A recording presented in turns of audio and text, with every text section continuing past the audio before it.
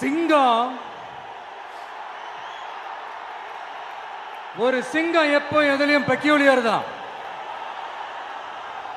ஒரு முறை சிங்கம் கரிச்சிச்சதுன்னா அந்த சவுண்ட்ல ஒரு 8 கிலோமீட்டருக்கு சும்மா அதிரும், எல்லா திசைகளும் அதிரும். அப்படிப்பட்ட அந்த சிங்கம் வேட்டைக்கு மட்டும்தான் வெளியில வரும், வேடிக்கை பார்க்கறதுக்கெல்லாம் வெளியில வராது. வேட்டையில கூட உயிரோடு இருக்கிற மிருகங்களை தான் வேட்டையாடும். அதுலயும் பெரும்பாலும் தன்னை விட பெரிய சைஸ் உள்ள மிருகங்களை தான் குறி வச்சு தாக்கும், ஜெயிக்கும். எவ்வளவு பசியில் இருந்தாலும் உயிர் இல்லாததை, கெட்டு போனதை தொட்டு கூட பார்க்காது. அப்படிப்பட்ட அந்த சிங்கம் அவ்வளவு ஈஸியா எதையும் தொடாது, தொட்டா விடாது. காட்டோட 4 பக்கமும் மார்க்கிங் மை டெரிட்டரின்னு தன்னுடைய பவுண்டரியை தானே வகுக்கும். அப்படிதான் அந்த காட்டையே தன்னோட கண்ட்ரோல்ல வச்சிருக்கும். சிங்கத்துக்கு கூட்டத்தோட இருக்கிறதுக்கும் தெரியும், தனியா இருக்கிறதுக்கும் தெரியும். அப்படியே தனியா வரணும்னு நினைச்சாலும் அஞ்சாம அலட்டிக்காம சும்மா கெத்தா தனியா வந்து அத்தனை பேருக்கும் தண்ணி காட்டும். எப்போ எதிலையும் தன்னோட தனித்தன்மையை இழக்கவே இழக்காது. Yes, a lion is always a lion.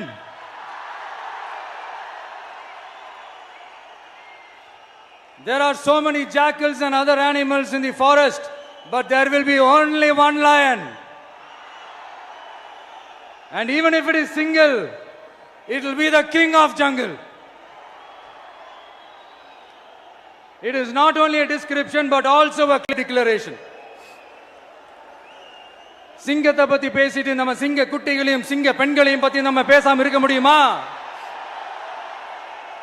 அவங்கள எப்படி நான் மறப்பேன்? அவங்க தான் என்னுடைய உயிராச்சு, என் நெஞ்சில் குடியிருக்கும்.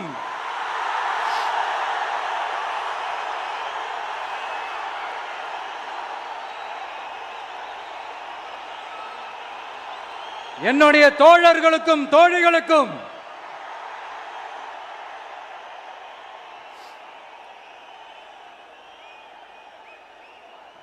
நேர்ல வர முடியாத சூழல்ல வீட்டில் இருந்துகிட்டே நம்மளோட இந்த மாநாட்டில் நேரலை வாயிலாக கலந்துகிட்டு இருக்கிற என்னுடைய அம்மாக்கள், அக்கா தங்கைகள், அண்ணன் தம்பிகள், நண்பர்கள் அனைவருக்கும் என்னோட உயிர் வணக்கம். என்னோட உயிர் வணக்கம், என்னோட உயிர் வணக்கம்.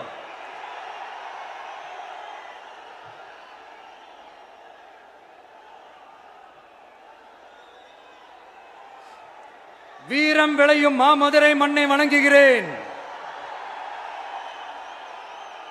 இந்த மதுரைனாலே உடனே ஞாபகத்துக்கு வரது சீறி பாஞ்சி துள்ளி குதிக்கிற யாருக்கும் அடங்காத காளைகள் விளையாடுற அலங்காநல்லூர் ஜல்லிக்கட்டு தான். நம்ம வைகை ஆறுதான் அழகர் ஆத்துல இறங்குற வைபவம். மதுரை மீனாட்சி அம்மன் இந்த மண்ணோட உண்மையான குணம், உணர்வு பூர்வமான மண் இது. அது மட்டும் இல்ல, இந்த மண்ணில் வாழ்ற மக்களும் அப்படித்தான் உணர்வு பூர்வமான ஆளுங்க. நான் இந்த மண்ணில் கால் எடுத்து வச்ச உடனே ஒரே ஒருத்தரை பத்தி தான் மனசுக்குள்ள ஓடிக்கிட்டே இருந்தது. அவர் யாருன்னு உங்களுக்கும் தெரிஞ்சிருக்கும். சினிமானாலும் சரி, அரசியல்னாலும் சரி, நமக்கு ரொம்ப ரொம்ப பிடிச்சது புரட்சி தலைவர் எம்ஜிஆர் அவர்கள் தான். அவரோட பழகிறதுக்கு எனக்கு வாய்ப்பு கிடைக்கல. ஆனா அவரை மாதிரியே குணம் கொண்ட என்னுடைய அண்ணன் புரட்சி கலைஞர் கேப்டன் விஜயகாந்த் அவர்களோட பழகிறதுக்கு எனக்கு நிறையவே வாய்ப்பு கிடைச்சது. அவரும் இந்த மதுரை மண்ணை சேர்ந்தவர் தானே, அவரை மறக்க முடியுமா? தமிழ்நாட்டு மக்கள் உணர்வுபூர்வமா உண்மையா நம்ம பக்கத்திலே நிக்கிறவங்க, அதுக்கு ஒரு மிகப்பெரிய அடையாளம் தான் இந்த மதுரை மண். நம்ம தமிழக வெற்றி கழகம் கையில் எடுத்திருக்கிற அரசியலும் அப்படித்தான். உண்மையான அரசியல், உணர்வு பூர்வமான அரசியல், நல்ல அரசியல், நல்லவங்களுக்கான அரசியல், நாட்டு மக்களுக்கான அரசியல், நல்லது மட்டுமே செய்கிற அரசியல்.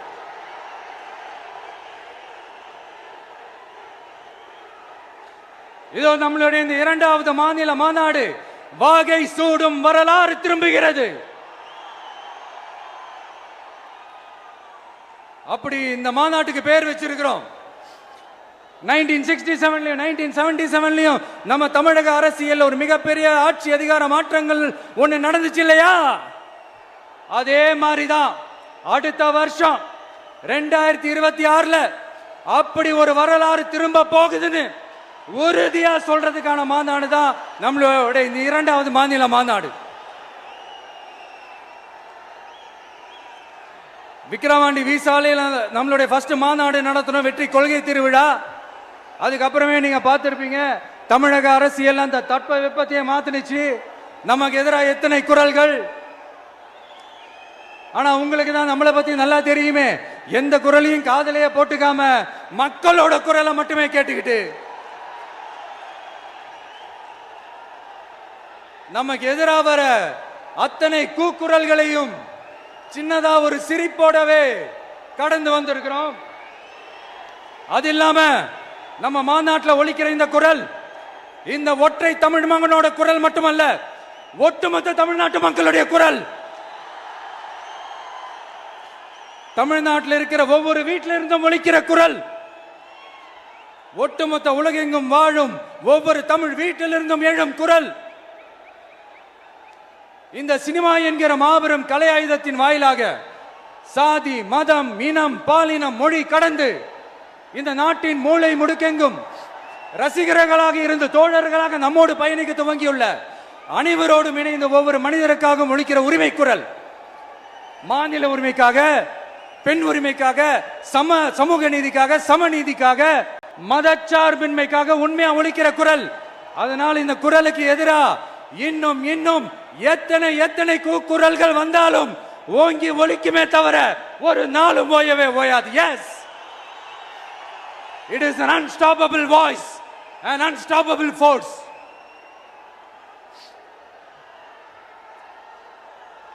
நம்ம அரசியலுக்கு வர்றதுக்கு முன்னாடி அட இவரெல்லாம் வரமாட்டாரியா, அவரே வரல, இவரே வரல, இவருங்க வர போறாரு அப்படின்ட்டு நிறைய யோசனை சொன்னாங்க.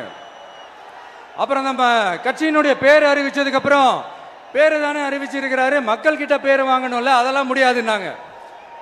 அப்புறம் ரொம்ப முக்கியமா மாநாடுலாம் எவ்வளவு பெரிய விஷயம், அதெல்லாம் இவர் ஒத்தால எப்படி பண்ண முடியும், சும்மா பக்கத்தில் புசியானதை வச்சுக்கிட்டு மாநாடுல எப்படி நடத்தி காட்ட முடியும், அதெல்லாம் அவங்களால முடியாது. அப்புறம் மழை பெஞ்சு எல்லாத்தையும் கெடுத்துரும்.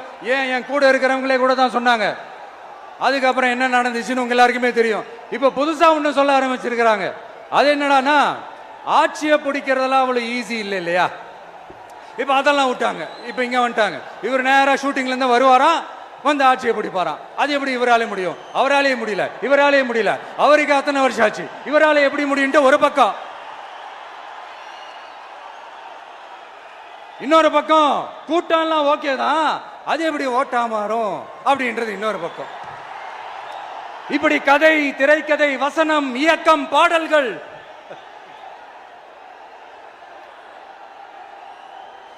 அதனால இந்த அரசியல் ஆய்வாளர்களுக்கு நான் சொல்றதெல்லாம் ஒன்னேதான், நல்லா கேட்டுக்கங்க. இந்த விஜய்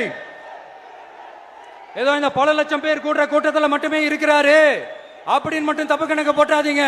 ஏன்னா நம்மளுடைய இந்த கூட்டம் வெறும் ஓட்டா மட்டும் இல்லைங்க, வரப்போற தேர்தலில் மக்கள் விரோத ஆட்சியாளர்களுக்கு நாம வைக்க போற வேட்டா, நம்மளை கோட்டைக்கு அனுப்ப போற ரூட்டா இருக்க போதுன்னு சீக்கிரமாவே தெரிஞ்சுப்பீங்க. ஏன்னா கோடிக்கணக்கானவங்களோட ஹார்ட்லயும் வீட்லயும் ஏற்கனவே ஆல்ரெடி உயிரா, உணர்வா, உறவா இருக்கிறோம். நம்மளுடைய கனெக்ட் எல்லாம் வெறும் மக்களோட மட்டும்தான். நாம யாருன்னு அவங்களுக்கு தெரியும், அவங்க யாருன்னு நமக்கு தெரியும். நாமளும் நம்ம மக்களும் எப்படி இருக்கிறோம்னு எதிரிங்களுக்கு நல்லாவே தெரியும். இருந்தாலும் இந்த விஜய் எதுக்குப்பா வந்திருக்கிறாரு, இவர் என்ன புதுசா என்ன திட்டம்லாம் சொல்லிட்டாரு அப்படின்னு வேற நிறைய கேள்விகள். இந்த சொல்றேன் தெரிஞ்சுக்கங்க. பெண் குழந்தைகள், பெண்கள் மற்றும் வயசானவங்களோட பாதுகாப்புல தான் நம்ம பிரையாரிட்டியே. அடுத்து இளைஞர்கள், உழவர்கள், உழைப்பாளர்கள், நெசவாளர்கள், மீனவர்கள், ஆதரவற்ற முதியோர்கள், மாற்றுத்திறனாளிகள், மூன்றாம் பால் இனத்தவர்கள்னு இன்னும் இங்க யாருக்கெல்லாம் கவர்மெண்டோட ஒரு ஸ்பெஷல் அட்டென்ஷன் தேவையோ அவங்க எல்லாருக்குமான ஒரு கவர்மெண்ட் அமைக்கிறது தான் நம்ம இலக்கே. நான் ஏற்கனவே சொன்னதை தான் இங்க நான் திரும்பவும் சொல்றேன். நம்மளுடைய இந்த தமிழக வெற்றி கழகம் ஏதோ அரசியல் ஆதாயத்துக்காக தொடங்கப்பட்ட கட்சியெல்லாம் கிடையாதுங்க.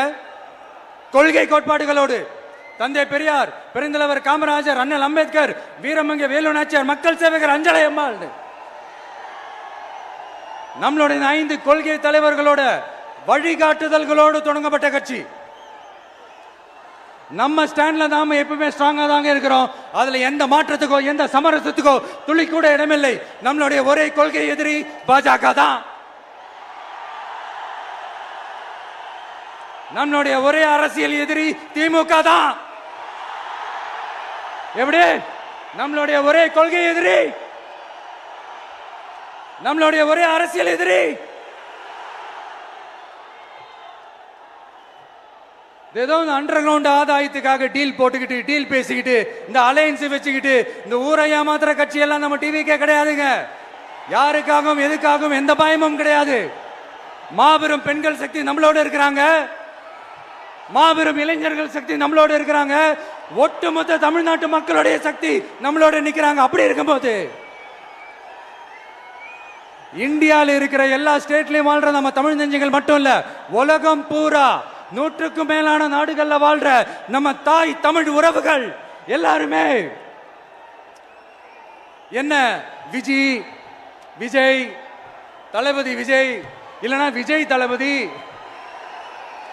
இப்படி சொந்தம் கொண்டாடுற கோடிக்கணக்கானவங்களோட அன்பு மாசியும் நம்மளோட இருக்கும்போது, இவங்க எல்லாருமே நம்மளோட நிற்கும் போது எதுக்குங்க இந்த பாசிச பாஜகவோட நேரடி கூட்டணியோ இல்ல மறைமுக கூட்டணியோ உறவு வச்சுக்க? நாம என்ன உலகமாக ஊழல் கட்சி என்ன?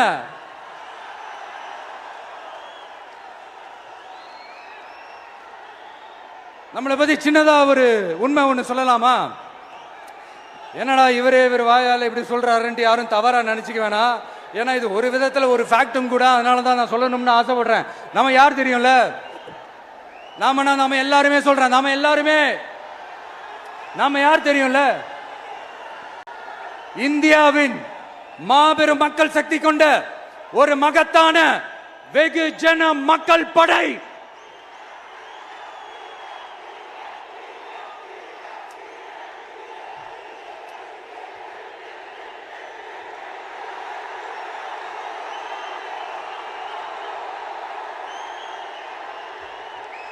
அதனால நம்ம தலைமையில நாம் அமைக்க போற இந்த உண்மையான மக்களாட்சிக்கான அச்சாரமாக மாபெரும் மக்கள் சக்தியே அணி அணியாக நம்மளோட திரண்டு நிக்கிறப்போ இந்த அடிமை கூட்டணியில சேர வேண்டிய அவசியம் நமக்கு இருக்குங்க. நம்மளுடைய இந்த கூட்டணி சுயமிழந்த கூட்டணியால இருக்காது, சுய மரியாதை கூட்டணியா தான் இருக்கும். இந்த ஒரு பக்கம் RSS கிட்ட அடிபணிஞ்சுக்கிட்டு, இன்னொரு பக்கம் மதச்சார்பற்ற கூட்டணின்னு இந்த மக்களை ஏமாத்துற கூட்டணியால நம்ம கூட்டணி இருக்காது.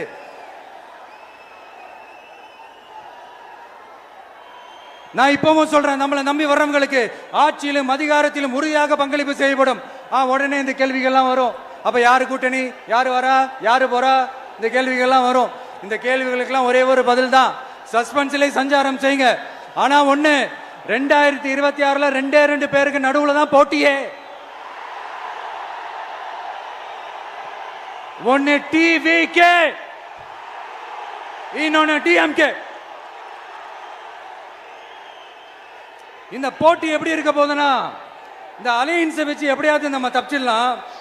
என்ன இந்த பழைய இந்த மேத்தமேட்டிக்ஸ் அரித்மேட்டிக்ஸ் இதெல்லாம் வச்சு எப்படியாவது நம்ம தப்பிச்சிடலாம் அப்படின்னு நினைக்கிறவங்களோட அந்த கனவு ஒரு நாளும் மைப்படாது.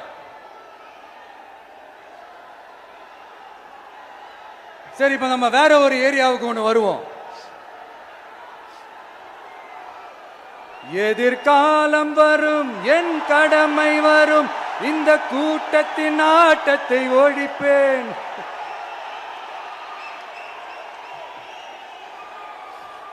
மக்கள் அரசியல் என்ற அந்த சவுக்க கையில் எடுக்கலாமா? யாருக்கு எதிரான தானே கேட்கிறீங்க? வேற யாரு?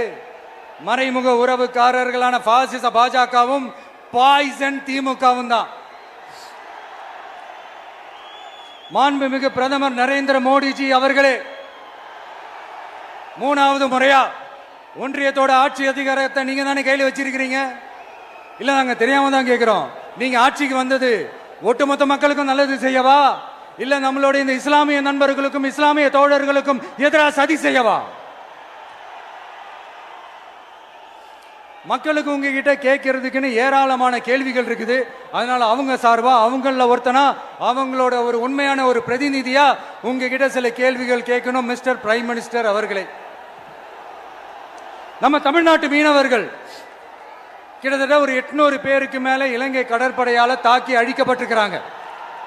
அதை கண்டிக்கிறதுக்காக உங்களை பெருசா எதுவும் செய்ய சொல்லல, சின்னதா ஒண்ணே ஒண்ணு மட்டும் செஞ்சு கொடுங்க. இனிமேலாச்சும் எங்களுடைய மீனவர்கள் பாதுகாப்பா இருக்கிறதுக்காக இந்த கச்சத்தீவை இலங்கை கிட்ட இருந்து மீட்டு கொடுத்துருங்க, அது போதும். உங்களுடைய இந்த முரட்டு பிடிவாதத்தால நீங்க நடத்துற இந்த நீட்டு தேர்வு, அதனால இங்க என்னென்ன நடக்குதுன்னு சொல்றதுக்கே மனசு வலிக்குது. அதனால அந்த நீட்டு தேர்வு தேவையில்லைன்னு அறிவிச்சிருங்க, அது போதும். செய்வீர்களா திரு நரேந்திரபாய் தாமோதர் மோடிஜி அவர்களே? எங்களுக்கு என்னென்ன தேவையோ என்னென்ன நல்லதோ அதெல்லாம் செய்ய மாட்டேங்கிறீங்க. ஆனா ஆட்சி அதிகாரத்தை மட்டும் கையில வச்சுக்கிட்டு மக்களை ஏமாத்த நேரடியாக ஒரு பாசிச பாஜக அடிமை கூட்டணி ஒண்ணு. அடுத்து உங்களோட இந்த மைனாரிட்டி ஆட்சியை ஓட்டுறதுக்காக மறைமுகமாக RSS அடிமை குடும்பம்னு இன்னொரு கூட்டணி. இப்படி மக்கள் சக்தியே இல்லாத இந்த ஊழல் கட்சிகளை மிரட்டி அடிபணிய வச்சு 2029 வரைக்கும் சொகுசு பயணம் போயிடலாம்னு திட்டம் தீட்டி வச்சிருக்கிறீங்க. அதானே ஜி? என்ன ஜி? ஒண்ணு மட்டும் சொல்றேன், தெரிஞ்சுக்கங்க. என்னதான் நீங்க இந்த நேரடி மறைமுக கூட்டணி குட்டிகரணம் போட்டாலும் தாமரை இலையில தண்ணியே ஒட்டாது. தமிழக மக்கள் மட்டும் எப்படி ஒட்டுவாங்க?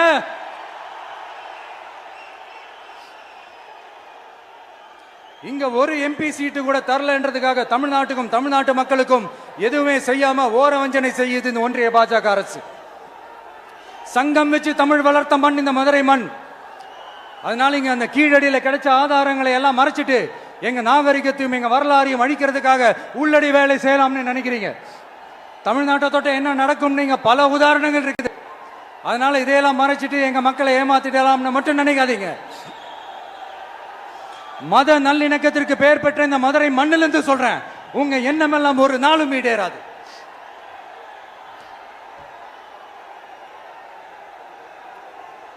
எம்ஜிஆர்னா யார் தெரியும்ல? அவர் மாஸ்னா என்னன்னு தெரியும்ல? அவர் உயிரோடு இருக்கிற வரைக்கும் அந்த CM சீட்டை பத்தி ஒருத்தராலையும் நினைச்சு கூட பார்க்க முடியல, கனவு கூட காண முடியல.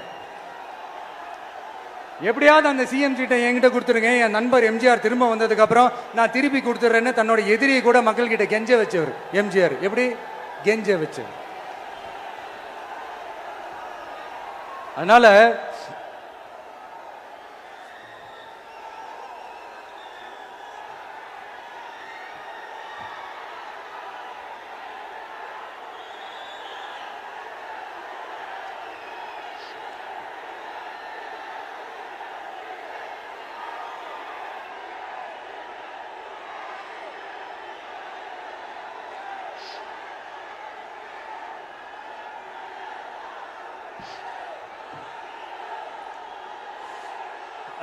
ஆனா இப்போ அவர் ஆரம்பிச்ச அந்த கட்சியை, எம்ஜிஆர் அவர்கள் ஆரம்பிச்ச அந்த கட்சியை கட்டி காக்கிறது யாரு? இன்னைக்கு அந்த கட்சி எப்படி இருக்குது? அதை நான் சொல்லிதான் உங்களுக்கு தெரியணுமா? அப்பாவி தொண்டர்கள் அதை வெளியில சொல்ல முடியாம வேதனையில தவிக்கிறாங்க. 2026 சட்டமன்ற தேர்தலில் யாருக்கு ஓட்டு போடணும், எப்படிப்பட்ட ஆட்சி இங்க அமையணும்னு அந்த அப்பழுக்கற்ற அந்த தொண்டர்களுக்கும் ரொம்ப நல்லாவே தெரியும். அதனால என்ன வேஷம் போட்டுக்கிட்டு பாஜக இங்க தமிழ்நாட்டுக்குள்ள வந்தாலும் அவங்க வித்தை எல்லாம் இங்க வேலைக்கே ஆகாது. இப்படி பொருந்தா கூட்டணியா இந்த பாஜக கூட்டணி இருக்கிறதுனால இப்ப ஆட்சியில இருக்கிற இந்த வெற்றி விளம்பர மாடல் திமுக என்ன செய்யுதுன்னு தெரியும்ல? பாஜகவோட உள்ளுக்குள்ள ஒரு உறவை ஒண்ணு வச்சுக்கிட்டு வெளியில எதிர்க்கிற மாதிரி ஒரு டிராமா ஒண்ணு பண்ணிக்கிட்டு எதிர்கட்சியா இருந்தா போங்க மோடின்னு பலூன் விடுறது, ஆளுங்கட்சியா இருந்தா வாங்க முடியும்னு கொடை பிடிச்சுக்கிட்டு கும்பிடு போடுறது. இது மட்டுமா? ஒரு ரைடுன்னு ஒன்று வந்துட்டா போதும், இது வரைக்கும் போகவே போகாத ஒரு மீட்டிங், அதை காரணம் காட்டி டெல்லிக்கு போறது, அங்க ஒரு சீக்கிரட் மீட்டிங் நடத்துறது. நல்லா நோட் பண்ணணும் மக்களே, அந்த மீட்டிங் அப்புறம் இந்த இஷ்யூ அப்படியே காணாம போயிருக்குமே. அதேதான் Stalin uncle, what uncle is very wrong uncle.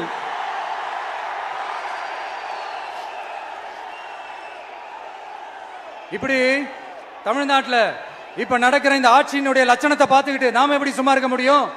ஒரு தவறு செய்தால், அதை தெரிந்து செய்தால், அவர் கபட நாடக மு.க. ஸ்டாலின் அங்கிளாகவே இருந்தாலும், அங்கிள் உங்களுக்கு மனசாட்சின்னு ஒன்று இருந்துச்சுன்னா நாங்க கேட்கிற கேள்விகளுக்கு மட்டும் கொஞ்சம் பதில் சொல்லுங்க அங்கிள். நீங்க நடத்துற இந்த ஆட்சியில நேர்மை இருக்கா? நியாயம் இருக்கா? ஊழல் இல்லாம இருக்கா? சட்டம் ஒழுங்கு சரியா இருக்கா?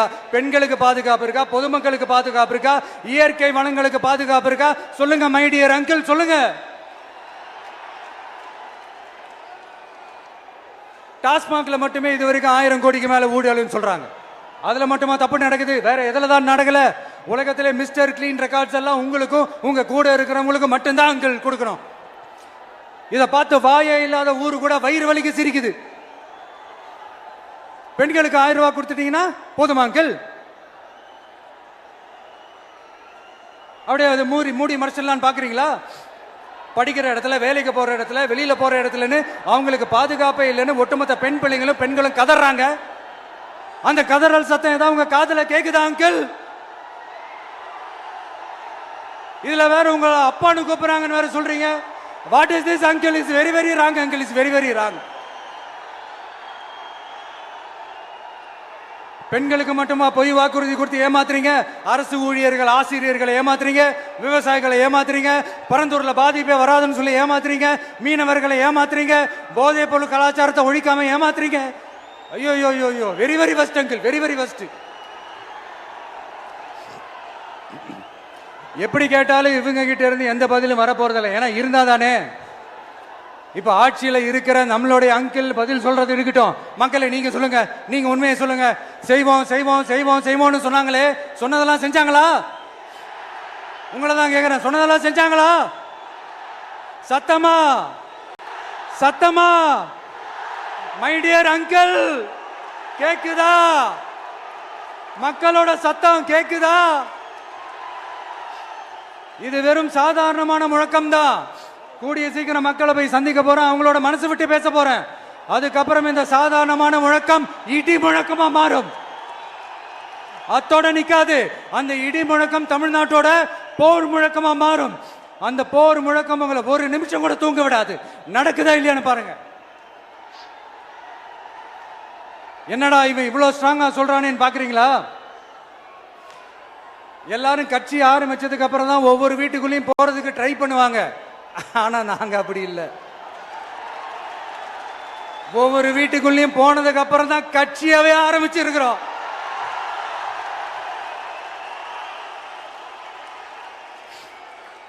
அதனால ஒட்டுமொத்தமா எல்லாருமா சேர்ந்து இந்த திமுக ஆட்சிய, கபட நாடக திமுக ஆட்சிய 2026 தேர்தலில் வீட்டுக்கு அனுப்புறோம். வீட்டுக்கு அனுப்புறோம். என்ன நண்பா, சரிதானே? என்ன நம்பி செய்வீர்கள் தானே? இப்போ உங்களுக்கு சின்னதா ஒரு சர்ப்ரைஸ். நம்ம கட்சியினுடைய வேட்பாளர் பட்டியலை இப்ப நான் அறிவிக்க போறேன்.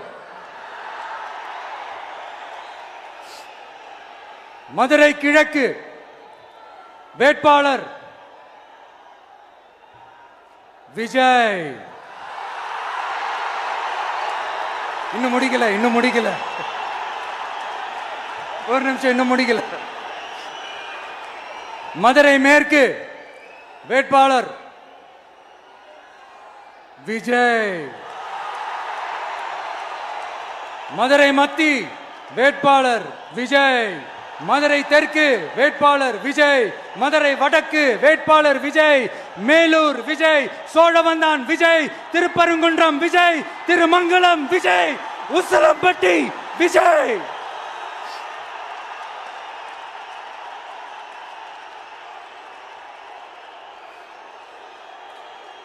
என்னடா எல்லா தொகுதியிலையும் ஒரே வேட்பாளர்னு பாக்குறீங்களா? 234 தொகுதியிலையும் இந்த விஜய் தான், அதாவது உங்க விஜய் தான் உங்க சின்னம். இன்னும் சிம்பிளா சொல்லணும்னா உங்க வீட்டில் இருக்கிற ஒருத்தர் தான் வேட்பாளரா நிக்க போறாங்க. அந்த வேட்பாளரும் நானும் வேறு வேறு இல்லை. நீங்க அவருக்கு ஓட்டு போட்டீங்கன்னா எனக்கு ஓட்டு போட்ட மாதிரி, இந்த முகத்துக்காக நீங்க ஓட்டு போட்டீங்கன்னா உங்க வீட்டில் இருக்கிற உங்களுடைய வேட்பாளர் ஜெயிச்ச மாதிரி. என்னடா இவர் ஏதோ ஓவரா சொல்றாருன்னு நினைக்க வேணாம். பிராக்டிக்கலா அப்படிதான் இருக்கும், அப்படிதான் இருக்கணும். நீங்களும் அப்படிதான் நினைப்பீங்கன்னு நான் நம்புறேன். ஏன்னா இது நம்மளை விட நம்ம எதிரிங்களுக்கு இன்னும் நல்லாவே தெரியும். அதனால எல்லா இந்த அதிகார பலம் எல்லாத்தையும் தூக்கிட்டு வந்துருவாங்க. வரட்டும், பாத்துக்கலாம். TVK will take it, TVK will meet it, TVK will compete with it and TVK will conquer it, TVK will conquer it.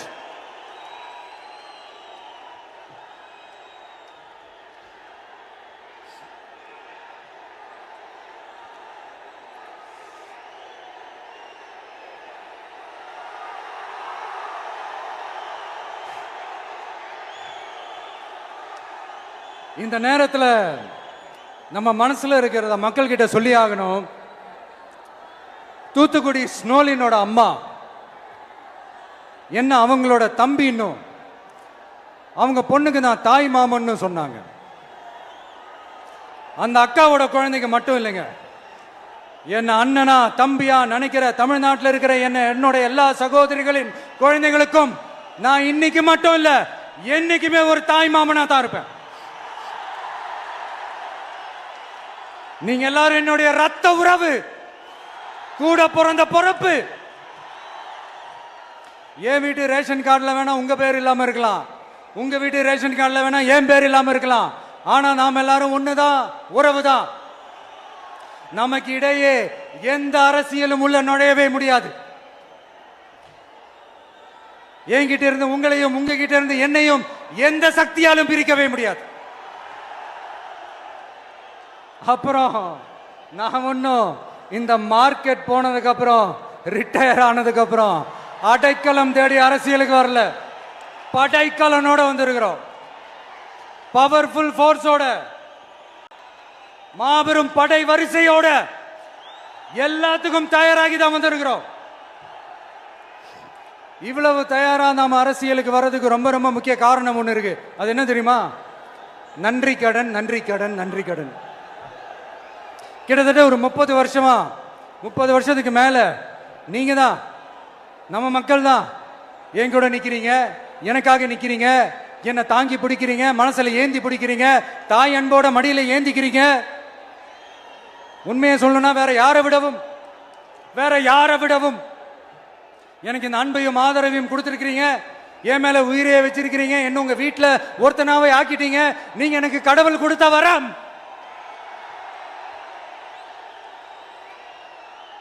உலகம் பூரா நமக்காக நம்ம கூட நிக்கிற நம்ம மக்களை நான் எப்படி மறப்பேன்? நான் என் லைஃப்ல ரொம்ப உயிரா நினைக்கிறதே பெண்களை, குழந்தைங்களை, இளைஞர்களை, உழைக்கிற மக்களை தான். இவங்க தான் நம்மளோட வகைரா. இதை பார்த்து தான் நம்மளோட எதிரிகளுக்கு பத்தி எரியுது. அதுக்காக நாம் என்ன செய்ய முடியும்? அதனால நம்ம உறவுகளை, சொந்தத்தை, வகைராவை யாருக்காகவும் எதுக்காகவும் விட்டு கொடுக்க முடியாது இல்லையா? Here at this moment among this August gathering, I want to open my heart and say I enjoy people, I respect people, I worship people.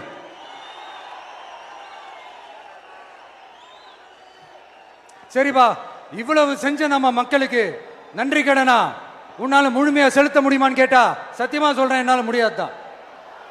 இன்னும் எத்தனை ஜென்மம் எடுத்தாலும் அந்த நன்றி கடனை என்னால தீர்க்கவே முடியாது. அப்புறம் என்ன மானாவுக்கடா நீ வந்திருக்க அதானே கேக்குறீங்க? மைண்ட் வாய்ஸ் கேட்ட மாதிரி இருந்தது. வாழ்நாள் முழுக்க நம்ம மக்களுக்காக ஆதரவா துணையா நிக்கிறத தவிர, அவங்களுக்காக உழைக்கிறத தவிர எனக்கு வேற எந்த எண்ணமும் இல்லை. எனக்கு இப்ப வேற வேலையும் இல்லை. இனிமே எனக்கு இதுதான் என் வேலையே, என் கடன் இனி என் மக்களுக்கு பணி செய்து கிடப்பதே. இப்படியா ஹார்ட் டு ஹார்ட் யதார்த்தமா பேசிய பழகிட்டோம்.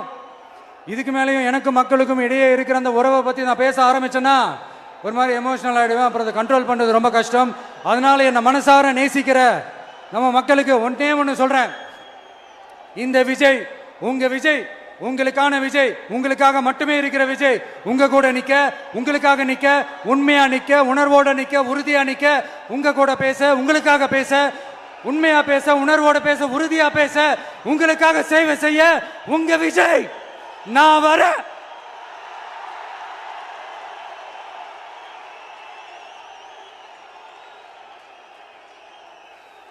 சொல்லல முக்கியம், செயல் செயல் செயல் தான் முக்கியம். செய்க தான் சும்மா சிறப்பா இருக்கணும். நான் ஆட்சிக்கு வந்தேன்னா சும்மா அது செய்வேன், இது செய்வேன், நல்லது செய்வேன், உருட்டுவேன், புரட்டுவேன், அதெல்லாம் கிடையாது. செய்யறதுக்கு, நல்லது செய்யறதுக்கு, நல்லது செய்யறதுக்கு மட்டும்தான் இந்த விஜய். அப்புறம் ஒரு அரசியல் தலைவன் அவன் சினிமாக்காரனா, நல்லவனா, கெட்டவனா, இதெல்லாம் தாண்டி அவன் உண்மையானவனா, அதுதான் ரொம்ப ரொம்ப முக்கியம். இது சம்பந்தமா ஒரு குட்டி கதை ஒன்று சொல்றேன்.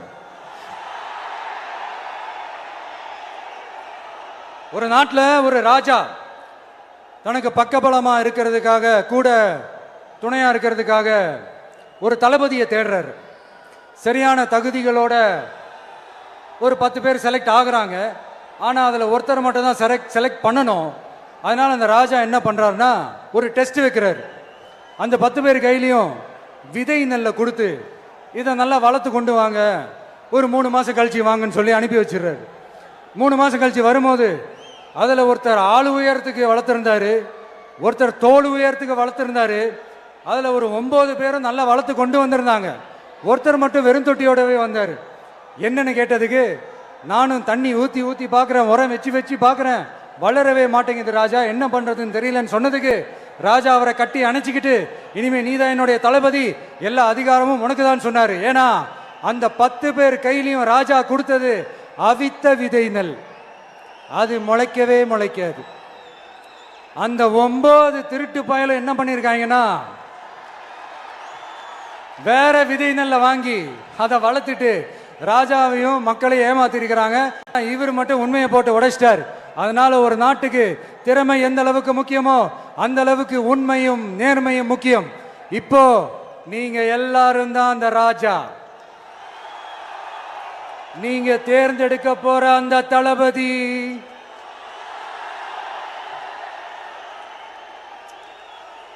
சும்மா சினிமாக்காரன் சினிமாக்காரன் சினிமாக்காரன்.